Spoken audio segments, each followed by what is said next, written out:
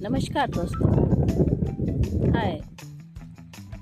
आज फिर नीरू आपके सामने एक नई समस्या का समाधान लेकर हाजिर हुई है।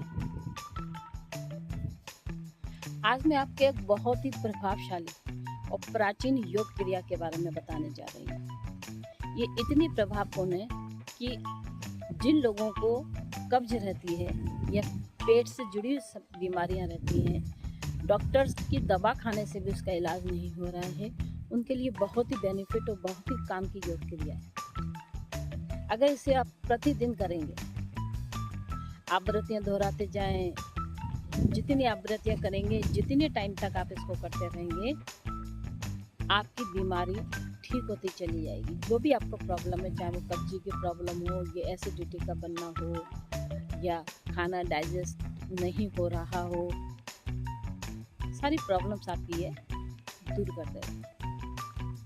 इसमें मैं आपको एक बात बताना चाहूँगी कि ये जो मैं आपको योग क्रिया बताने जा रही हूँ, इस योग क्रिया से आपका पाचन तंत्र तो ठीक होगा ही होगा, साथ में आपका मणिपुरी चक्र, जहाँ पर आपकी मंदाग्नि है, जहाँ पर अग्नि बनती है, जो हमारे खाने को पीसने का काम करती है, वो बहुत ज़्यादा एक्टिव हो जाएगी।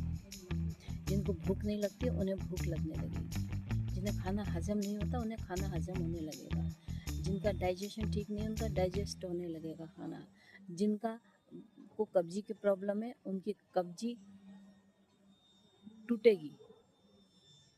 अगर मल जमा है तो वो टूटने लगेगा और आपकी कब्जी भी दूर हो जाएगी। इस योग क्रिया का नाम है अग्निसार।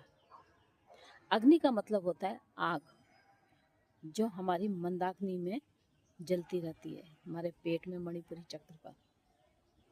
और सार का मतलब होता है निचोड़ना, चलाना, जो हमारे शरीर को चला रही है। तो इसलिए आज मैं आपको अग्निसार के बारे में बताना चाहूँगी। इसकी कुछ सावधानियां हैं जो मैं आगे आपको करके दिखाऊंगी। उसमें आपको मैं बताऊंगी कि किनको करना है और किनको नहीं करना है। तो आप मेरे चैनल को सब्सक्राइब कीजिए, लाइक कीजिए और हो सके तो कमेंट भी कीजिए, शेयर भी कीजिए। ये सब मैं इसलिए कहती हूँ कि मेरी वीडियो आप तक पहुँचे। आइकॉन बटन को दबा दीजिए, सब्सक्राइब हो जाएगा, मेरी वीडियो आप तक अपने आप पहुँचने लगेगी और आपको भी इससे बेनिफिट होगा, औरों को भी बेनिफिट होगा। तो आइए मैं आपको दिखाती हूँ अग्निसार को कैसे करना है और कब करना है। हर वक्त नहीं करना है, कब करना है और कैसे करना है आइए मैं बताती हूँ। इसके मैं हानि भी बताऊंगी, किनको नहीं करना है और किनको करना है। आइए मैं दिखाती हूँ। सब इसको दो तरह से किया जा सकता है। खड़े होके, इस तरह से आप खड़े होके घुटने की तरफ ऐसे बैंड होके फिर आप सांस भरेंगे और सांस खाली करेंगे। खाली सांस में पेट को आगे पीछे हमें करना है। जितनी बार आप कर सकते हैं करें, सांसों का इसमें खेल है। और हाँ, इसमें ये बताना मेरे लिए बहुत ज़रूरी है कि जिनको ब्लड प्रेशर हाई है, हार्निया की प्रॉब्लम है, जिनके पेट में कोई ऑपरेशन वगैरह हुआ है, वो अग्निसार को न करें। और जब भी करना है अग्निसार, सुबह खाली पेट ही करना है, भरे हुए पेट में अग्निसार को नहीं करना है।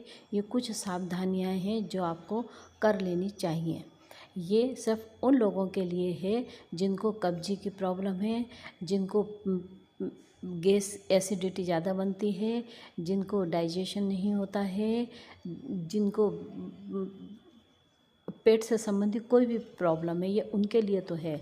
लेकिन जिनका पेट में ऑपरेशन हुआ है, हार्निया है, गर्भवती महिलाएं हैं, बीपी हाई है, वो लोग इसे बिल्कुल भी ना करें, ये चेतावनी है। तो आप इसे दो तरह से कर सकते हैं, जैसे और खाली पेट ही करना है, खड़े होके भी कर सकते। अगर खड़े होके आपसे नहीं हो रहा है तो कोई बात नहीं, आप इसे बैठ कर कीजिए। आराम से अर्ध पद्मासन में बैठ जाएं। पद्मासन में बैठ सकते हैं, पद्मासन लगाएं। अर्ध पद्मासन में बैठ सकते हैं, अर्ध पद्मासन में बैठें। लेकिन सुखासन में अगर आप बैठ रहे हैं तो ध्यान रखिएगा कि रीढ़ आपकी एकदम सीधी होनी चाहिए। अर्ध पद्मासन में रीढ़ एकदम सीधी होती है, इसलिए हम अर्ध पद्मासन के लिए बोलते हैं।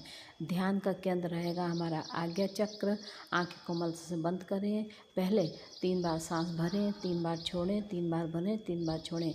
अपने सांसों को नॉर्मल करें, पहले अपने सांसों को सामान्य करें। फिर हमने 1 बार सांस को भरना है, उस भरी सांस को पूरा बाहर निकालना है। पेट को अंदर से अंदर खींचना है। नाभि को जितना अंदर तक आप खींचेंगे उतना आपके लिए अच्छा होगा। पेट को अंदर से अंदर खींचें और फिर उस बिना सांस लिए आप पेट को अंदर बाहर अंदर बाहर अंदर बाहर अंदर बाहर करते चले जाइए। पहले नाभि को अंदर से अंदर खींचेंगे और फिर आप पेट को अंदर बाहर करते चले जाइए। इस आवृत्ति को कम से कम नहीं तो आपको दोहरा लेना है। आप जितनी आवृत्ति आपके साथ आप गिन के करिए। आप 15 बार सांस को आगे पीछे कर पा रहे हैं। करने को जिनके साधना अच्छी होती है वो 50-50 बार भी कर लेते हैं। लेकिन आप अपनी सांसों पर अगर कंट्रोल नहीं कर पा रहे हैं तो आप जितना कर सकते हैं उतना करिए। अगर आप 10 बार सांस को बाहर आगे पीछे छोड़ सकते हैं, 10 बार कीजिए। धीरे धीरे इस आवृत्ति को बढ़ाते जाइए। बढ़ाते बढ़ाते इस आवृत्ति को आप 50 तक भी ले जा सकते हैं। इस तरह से जब आप बार बार इसके आवृत्तियों को दोहराते जाएंगे, आप अगर 10 बार की सांस आगे पीछे कर रहे हैं, थोड़ा सा रिलैक्स करें, सांस भरें, सांस को सामान्य करें, रिलैक्स करें और फिर सांस को भरें, फिर सांस को छोड़ें।